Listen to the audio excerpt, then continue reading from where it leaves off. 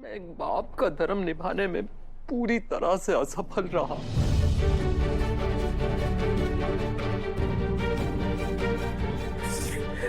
मैंने अपना पूरा जीवन हुकुम और चौहान परिवार पर न्यौछावर कर दिया। बिन माँ के बच्चों ने गांव में अकेला पलने दिया। इसके बदले क्या मिला? हमारी बेटी को यो आंसू। बस अभी यो बाप अपनी बेटी की खुशियों की बलि ना चढ़ने देवेगा। हमारा बाबो साथ थारे को न्याय दिला कर रहेगा।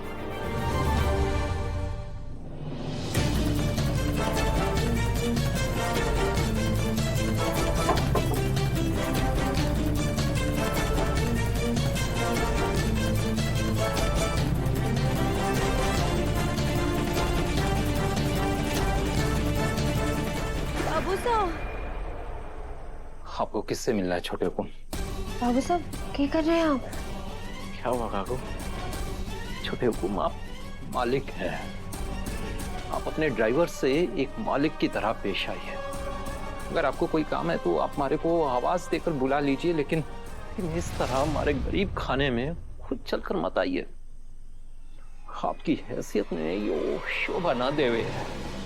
काकू, आप अच्छी तरह जानते हैं कि हमने आपको कभी ड्राइवर या नौकर नहीं माना, हमेशा आपको परिवार समझा है। और अब तो आप अपनी बेटी का मायका भी हैं, तो उस हिसाब से तो आप मेरे भी बाबू साहब हुए। अब आपकी इन चिकनी चुपड़ी बातों का कोई फायदा ना है छोटे को।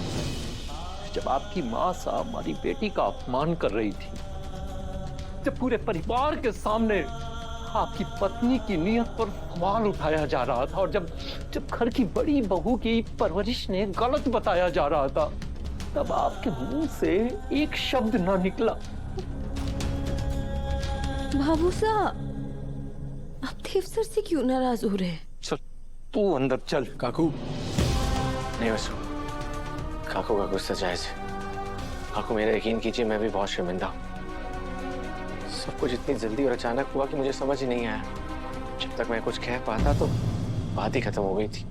अब आप बस भी कीजिए छोटे हुकुम। हमारी छोरी ने अब और कितनी अग्नि परीक्षा देनी होगी। जब से इसका ब्याह हुआ है ना, इसने खुद को लायक साबित करने के लिए क्या ना किया, और उसके बदले में इसे क्या मिला? आंसू और अपमान। इस घर में किसी नौकर का भी इतना अपमान ना हुआ होगा जितना कि घर की बड़ी बहू का हो रहा है।